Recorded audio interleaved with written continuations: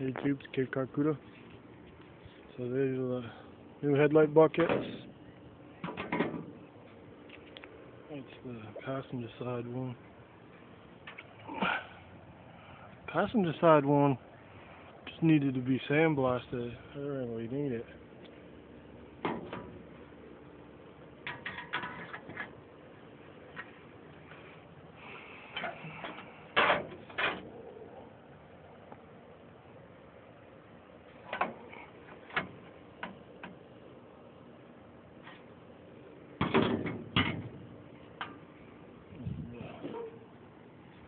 Driver side one. Nice, huh?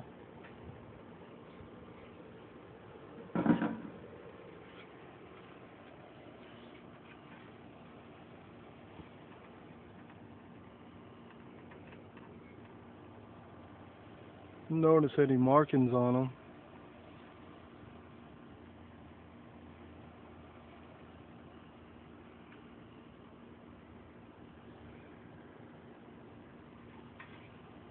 No markings at all.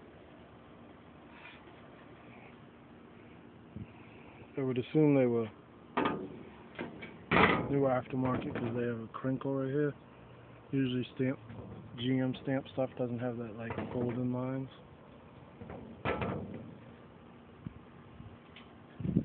Yeah, because you could take NOS ones, sandblast them and paint them up. But they didn't put no screws in the bottom of these ones. No headlight has ever been attached to it.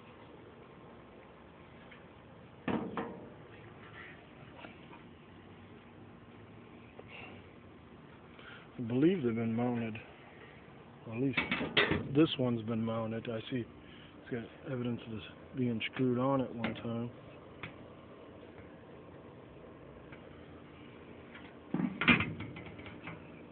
I hope they sit there on there nice.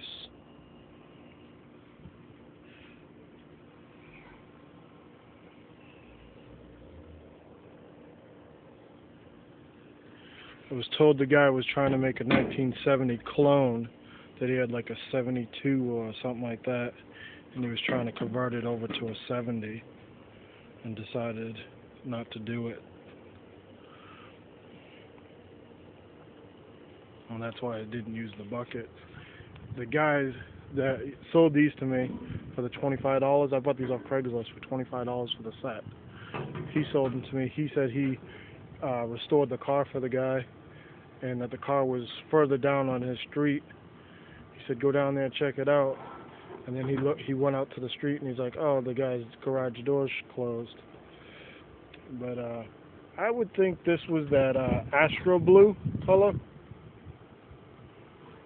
My car was Phantom Blue. My codes are 7575. I forget the codes on Astro Blue, but they're easy to find online. That's a light metallic. It's really smooth paint job on it. He did a good job painting it. I see no runs on anything, and it's really flat, smooth. He restores Volkswagen Bugs, is his passion, Beetles and stuff. He likes the early models. I think he said 62 to 64. He had a really nice 64 Beetle there that he had for like 11 years. His name was Dan. I met him off Craigslist. Said I just happened to look on Craigslist and type in chevelle. Came across these headlight buckets. I needed the driver's side. The driver's side is routed right here in the corner, and you see on the bottom too where it attaches. So I needed to buy this, and they were running about from $50 to $75 in the aftermarket field, and I was gonna buy some. I was gonna buy a set too when I bought them, and so he saved me quite a bit of money. Quite a bit of money, you know, a little money, but you know, would have paid, you know, $50 to $75 each for these, plus shipping charges. So, saves some money. $25 a piece. So brand new as far as I'm concerned. I mean, I could take these off and mount them. I found a fender on Craigslist today. I think it was this side. It was the driver's side. My driver's side is not that bad. I was going to do patch panels, but someone had a brand new fender on Craigslist for, I think it was $150. That was pretty cheap. I think the fenders are going for like $250 online. And that's not including no freight charges or nothing like that. I'm lucky I live in Florida, and in Ocala, Florida, we have National Parts Depot. So I just ride out there and pick them up. I have the rear quarter skins brand new. I've been seeing those on Craigslist too for like $250. I think one time I seen them for a full skin for $275. $250. Maybe one time I think I seen them for $175 for a full skin. I still haven't received that trunk or the hood from that guy yet that I bought the car from. I just talked to him yesterday. He said that he has to go out to Clearwater, Florida or something like that to pick it up, and that he will get it for me. And I was on Craigslist. I found a flat hood for $25 on Craigslist, but it was real far away, like 150 miles away. My truck's not good on gas, so that'd just gobble that up. The savings I would get, but $25 for a hood's good. I see them all the time on Craigslist for like $75, just around $100. There's one cowl induction hood, no pitches, on Craigslist right now, and the guy has no price on it. And so I'd like to get the flapper hood, cowl induction with the flapper, so I can put the air cleaner on it. So and hook it up to my carburetor. So when I'm pushing on the gas and the carburetor flap opens, the flap opens up on the hood. So I think that'll be cool, and that will just add more to the cowl induction feature. I mean, cowl induction hood by itself is cool, but with that flapper sitting at a light or something, romping on it and seeing the flap open and stuff, I think that'll just add to it even more. So I want to get the cowl induction with the flapper. I still got to get inner wheel wells. I'm probably going to get a new radiator support, and I'm probably going to end up getting one of these things that are under the bumper, the valance. Probably get a new valance. Mine's a little dented up. I've been seeing bumpers, and I might have to splurge for some bumpers. I've been seeing a lot of good used bumpers on Craigslist, and actually I just seen a set of new bumpers still in the wrappers and stuff like that. And bumpers are running, I think, about $75 and up. I've seen them for $300 and stuff like that online. I might end up buying a set of bumpers. Mine are good driving bumpers, but there's some scratches on there and stuff like that. I do have pitting.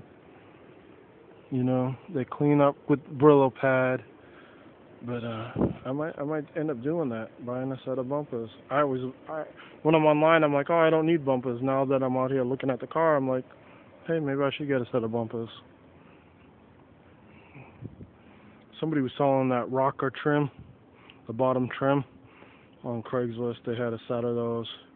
I forget how much they were, but I know they were really, really cheap. I seen the wheel well pieces for the chrome trim on the wheel wells. I think for all four was $25, which was a really good deal. I have them in the trunk, but whoever took them off kind of bent some of them up. I don't have this chrome piece for the rocker on this side. I have, you've seen it mounted on the other side. You seen my video on on my YouTube channel. My buddy Dre works at a salvage yard, and he has a 70 Chevelle down there, and it's red. Well, I called him back after I visited his junkyard and looked at the car, and I was like, wow, there's really nothing salvageable on the car. Well, I ended up calling him back, and I said, hey, listen, give me all the glass that's in that car, because it has the door glass, both sides, the quarter glass, both sides, and the back window. I don't need it. Geez, if something did happen and I did need it, I'd like to have it on deck, you know. I'll just put that stuff up. I got a scratch on my window right here, I see. Right there, too. And I've seen windshields on Craigslist pretty cheap. Mine's got a separation frost. And I've seen that pretty cheap, especially on the bottom. And I've seen those on Craigslist cheap, the windshields.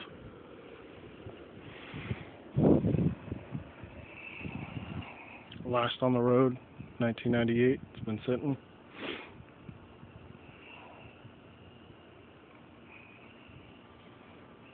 I've seen a set of mirrors on there.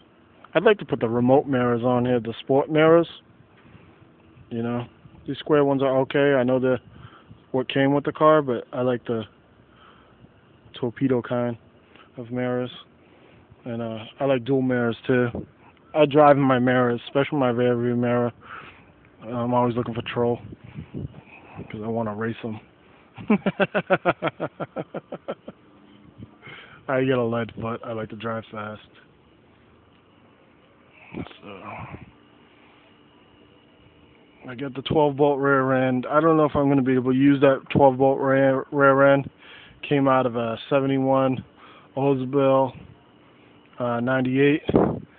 The shock mounts are in a different spot. Even the little coil spring perches, the cups are in a different spot and stuff. And I know it's not much to grind them off and to re-tack them on there and weld them up and everything like that. But I'm still not positive if the airs on the top of the pumpkin and stuff like that are in the correct spots. I'm seeing people talking about different lengths of control arms, bottom and uppers, and stuff like that.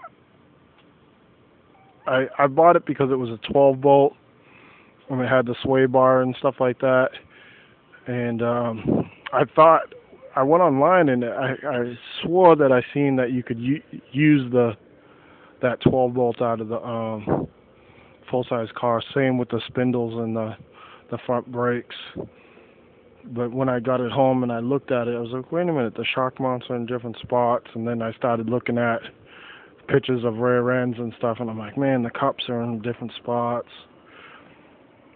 So the guy that bought my 57 Chevy Bel Air Gasser project, he's interested in the 12-bolt, so I just might sell it to him. I ended up getting that 12-bolt rear end for like $250. I pulled it myself out of the salvage yard. It was a U-pull-it, and I told him how much I had into it, the $250, and he was interested in it. So I went back to the salvage yard today, and I bought the fin drums and the coil springs that I took out. Oh, my back door was locked. That I took out of the car, and I went back today and picked them up. Gotta take them out of here. So that's a rotor for this truck. I haven't put it on yet. My other rotor split, it cracked around the hub. So I went to the junkyard and picked this up for $15. It's not the best. I mean, it's a good rotor. There's no scarring and nothing on it. It's rusty though, and I only grabbed this one because the caliber was already off. I get stuck. Look at the stuff on top of it. The caliber was already off, so this was easy pickings. All I had to do was pop this cap off and pull the pin and undo the bearing nut and pull it off. So So that's why I ended up grabbing that one. I did see a set of cross-drilled, not cross-drilled, but vented. Yeah, they were cross-drilled too. Cross-drilled and vented rotors on an Explorer. I think it was a 98 though. When I was down there, when we were leaving. So I was thinking about switching out, bringing that one back and buying the other two so I could have some cross-drilled rotors and for this. So Cape Cod Cuda signing out, 1970, Chevelle project, and updates. All right, thanks for watching.